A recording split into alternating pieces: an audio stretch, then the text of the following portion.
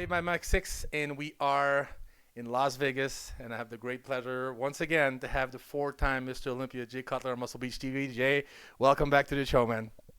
It's good to be back on. It's been a few years. It's been How so many years? long. But where's the couch? I want to know where the couch is. They're 'cause right there. We can't see them there. You have your own couch now. I hate standing and doing interviews in my own house. I like sitting in my own house. We're in this iconic office, you guys. We have a little bit of a Arnold Classic trophy behind us. We have the medal, the Olympia medal behind us. I love this office. I love coming here. This is like historical. I mean, you're actually running out of room in this office, Jay, to put any more memorable. I don't think we're running out of space. We just need to shift things around a little bit. Yeah. But the one thing I can say, it's like a Jay Cutler shrine, yes, in my own house. But there's no display of any bodybuilding achievements as this here. So you guys will see.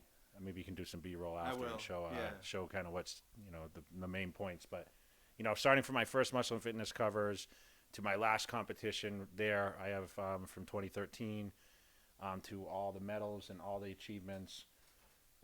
First place, second place is my first victory as a pro for the Night of Champions. Your whole life is in here. Yeah, pretty much the whole bodybuilding career, the successful part of it anyway, which is pretty much the whole thing anyway. But there's a lot of memorabilia that fans have sent me, which is awesome, and I know a lot of people appreciate it, so it's cool. Yeah, it's so great. And for a while, some of the stuff was actually in my store, in the Max Muscle store. I had some poster made and everything. And I don't know if I got some of that stuff back. I think I kept them. The Olympia posters for sure, where you and Ronnie and all these guys that signed. These were collectibles. Yeah, that's right. So, Jay, I'm really excited to have you on the show, and there's a few things that I want to talk about. One of the first question I want to ask you is, are you officially retired? Yes. Oh, dude, you never made the announcement, so this is actually a scoop we're getting. Announced it here on the Dave Bourlet show. Oh, my God. What is this thing called? Muscle Beach TV? Yeah, Muscle Beach TV. Oh, my God. So you're actually retired now. Wow. Okay.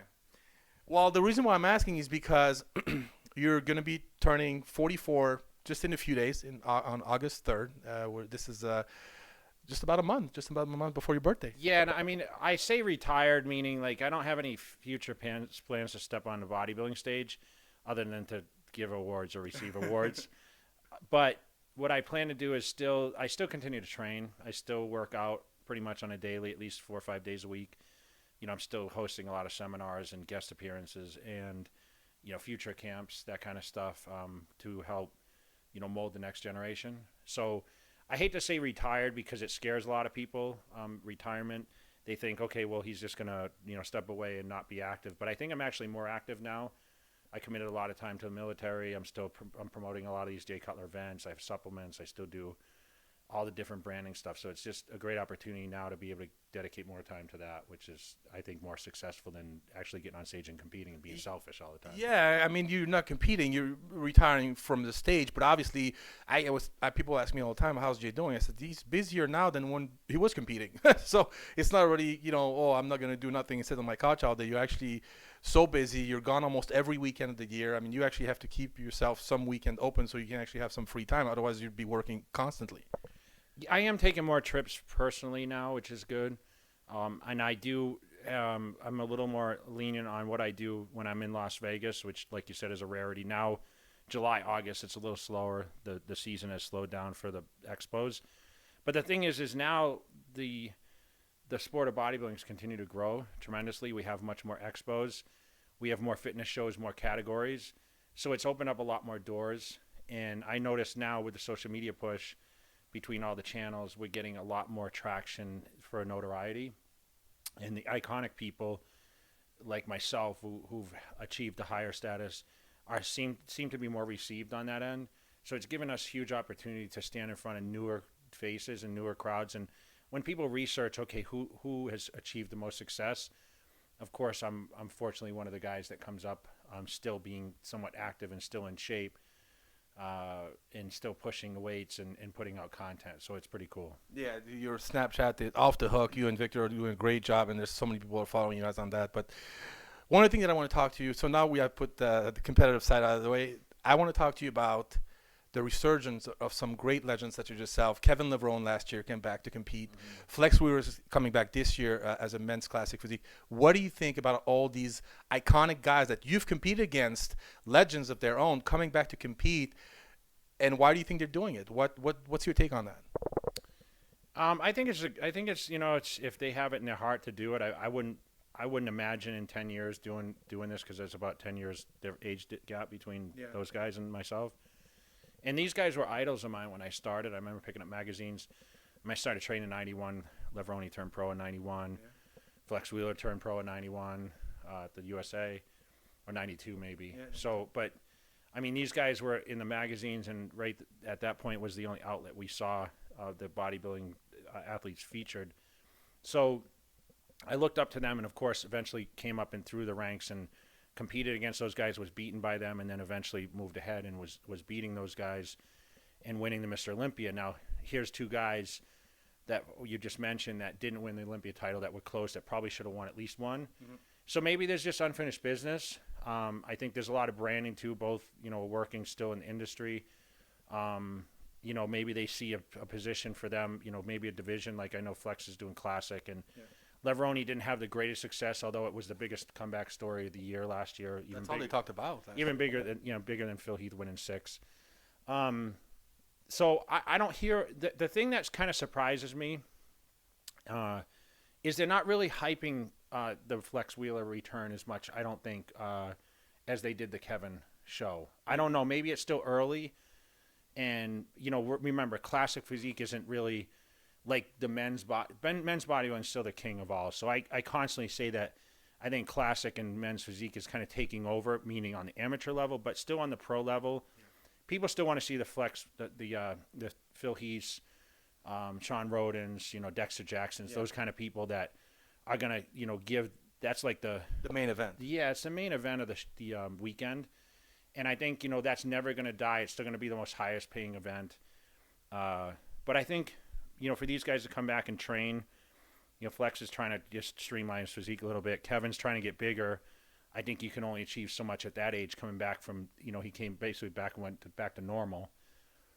And, it's funny. I don't know what his plan is. I don't know if he plans on competing again. I'm not following it as close. So well, he was going to compete at the Vancouver Pro. He decided not to do it because he didn't feel like he was going to be at his best, from his own word online on YouTube videos. But he's still, he's training his legs hard. He's pushing heavy weights. He's obviously got a lot more time behind under his belt right now, since he's been training nonstop since he decided to come back last year. So I don't think he's announced what show he's going to do next, but he definitely plans on competing again. That's for sure. Yeah, and I'm supportive of Kevin. We've been in touch a little bit. It seems like every post he's putting is about him squatting, is getting up in weights and squats, which doesn't mean shit in bodybuilding. It's like Johnny Jackson. I like to see his legs growing, rather than seeing how much weight he's pushing. So, but he's putting out content, which is cool. Yeah. Flex is involved. He's living in Las Vegas now, so I see him from time to time. But it'll be interesting to see. I didn't go to the show last year. I don't know if I'll go this year. I'm sure I'll see the highlights or hear about the highlights. But, I'm a little removed. So I just think, it's Phil's show kind of at this point. That's all I'm really paying attention to. I want to see him win 7, which I think he will. And, move on to 8 from there. That being said, and I know that you have no plans of competing as well, but I also know that you're the kind of person that will say, I'm done, that's it. I remember in 2011 you said, I'll never step on stage again. And then one day you called and you said, it's on. We're going back. And 2013 came along, and then you went back on stage. Could you ever possibly conceive in a few years, maybe you do whatever it is that you do right now, and would you ever imagine yourself at this moment decide to compete like Flex, like Kevin, and possibly giving another shot?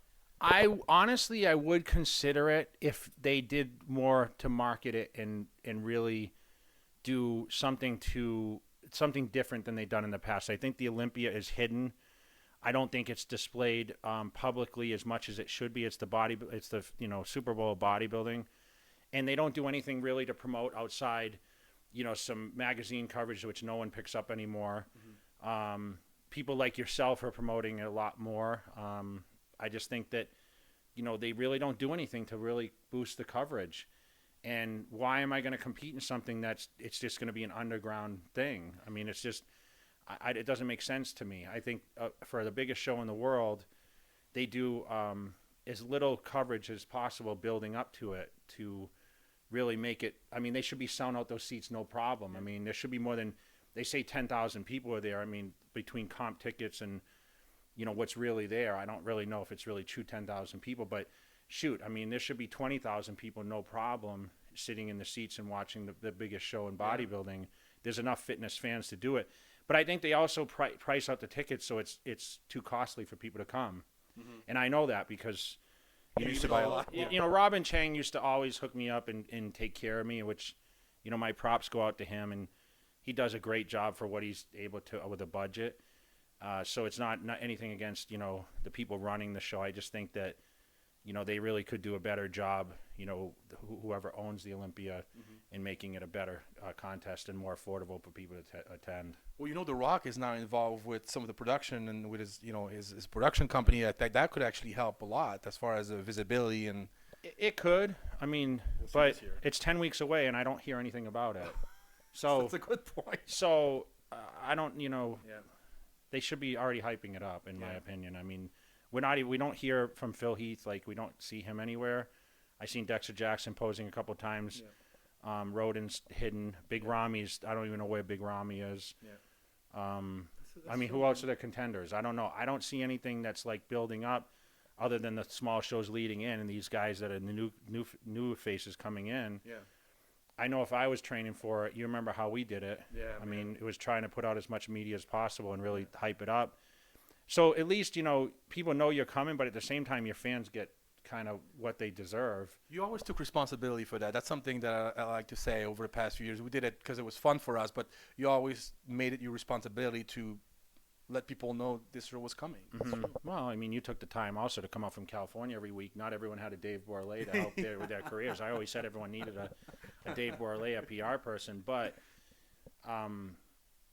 that's, if I was to do it again, it would be done the right way, and I would pay for a promotional, like I would try to tour and do things like that, which I think would be helpful to gather interest, because right now it's like, okay, there's a Mr. Olympia coming up, and I won't see one sign in Las Vegas promoting the show. Wow. Other than the Orleans Arena having it on their marquee for like a week or two before the show. Well, you heard that, you guys. We're promoting the Olympia. If you want Jay to come back, I guess it has to be promoted right. And who knows what could happen? That would be awesome. That would be awesome. Don't count it yet.